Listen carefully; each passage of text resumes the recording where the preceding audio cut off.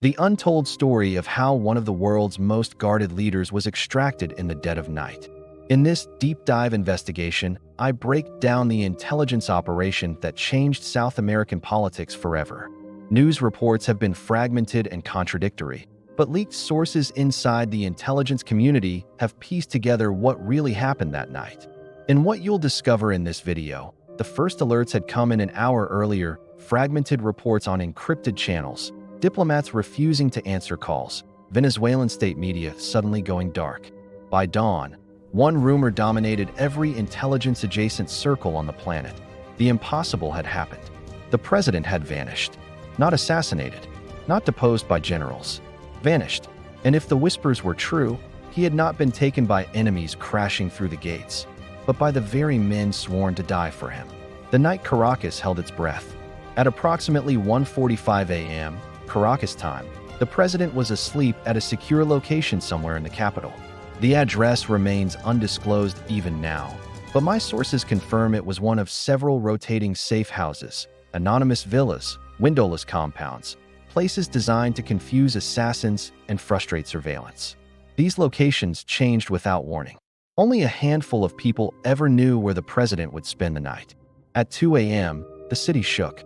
Explosions echoed across Caracas, near Fort Tayuna, near La Carlota Air Base. Sirens wailed. Military units scrambled. Air defense systems lit up the night sky. To the Venezuelan high command, it looked like the opening act of a coup or a foreign strike. It wasn't. Those explosions were theater, diversionary noise, carefully calibrated to draw attention, resources, and panic away from a much quieter operation unfolding elsewhere. While generals barked orders and soldiers rushed toward the obvious targets, stealth helicopters slipped through the dark, hugging terrain, invisible to most radar. They carried a small team of American special operators, men trained for missions so deniable they officially never occur. Their destination was not a fortress, it was a bedroom. Here is where the story turns from military precision to human betrayal. According to multiple sources familiar with the operation, there was no firefight. No alarms. No panicked radio calls. The outer perimeter guards did not resist because they had been told, by their own commanders, to stand down. Cameras were disabled. Sensors went silent. Doors that should have been locked were not. When the American team entered the building, they walked. They reached the president's personal quarters to find only 2 bodyguards still present. These men did not raise their weapons. They did not shout. They did not die. They stepped aside. From landing to takeoff, the entire extraction took less than 12 minutes. By the time Venezuela's defense minister realized something was catastrophically wrong, by the time anyone understood the president was missing, the helicopters were already crossing into international airspace. The president and his wife were gone. This was not a failure of technology or firepower. It was the collapse of loyalty. The question everyone asked next was the obvious one. How did the United States flip the president's bodyguards? The answer did not begin that night. It began more than a year earlier. American intelligence agencies had been quietly dissecting the president's security apparatus, mapping relationships, monitoring grievances, listening for fractures. They didn't have to look hard. Beneath the polished uniforms and ceremonial loyalty lay the same desperation crushing ordinary Venezuelans. The bodyguards were elite, yes, but they were paid in worthless bolivars, unable to afford basic food or medicine. They watched the political elite fly abroad for private health care while public hospitals collapsed. They stood beside power and lived in poverty. Resentment grew. Out of dozens of names, American analysts identified 3 men who stood at the fault lines of the regime.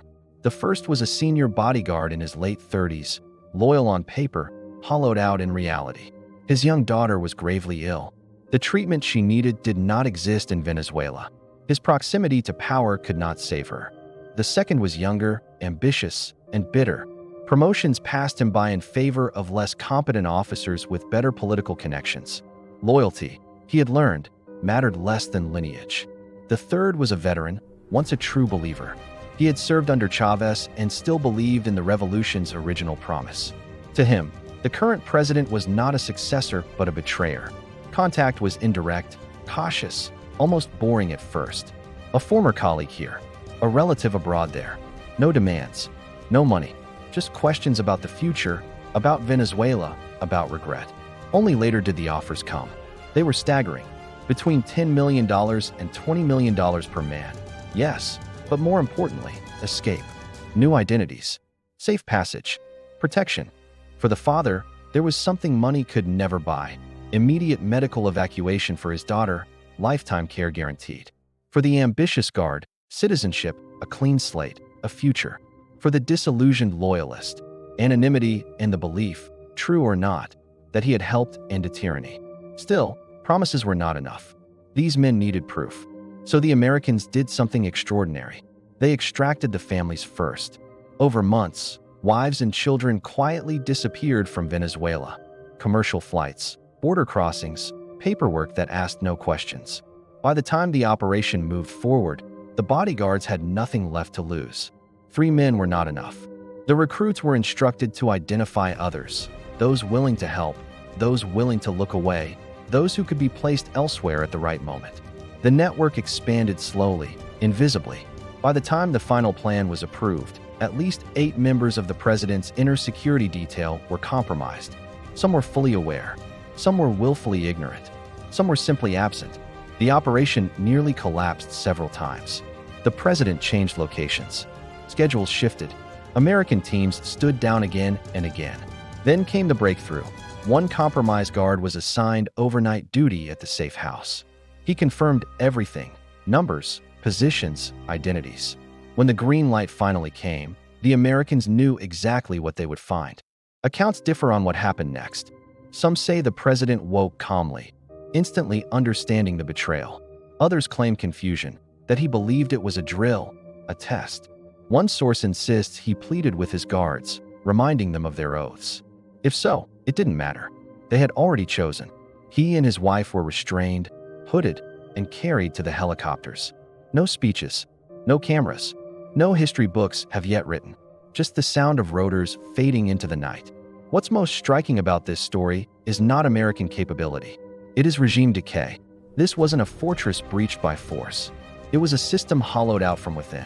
Authoritarian power rests on purchased loyalty, fear, money, and proximity to privilege. But that loyalty is transactional. When the currency collapses, so does devotion. The bodyguards made a calculation. They saw a country collapsing. A reckoning is coming, and an exit offered before the end. Now, according to sources, they are in protective custody, being debriefed, renamed, erased. Their families are safe. Their old lives are over. For them, betrayal was not the end. It was the beginning. And for Venezuela and the world, the question is no longer whether the system failed, but how many more loyalties are already for sale. If you like the story, do well to like, share, comment, and subscribe for more interesting stories.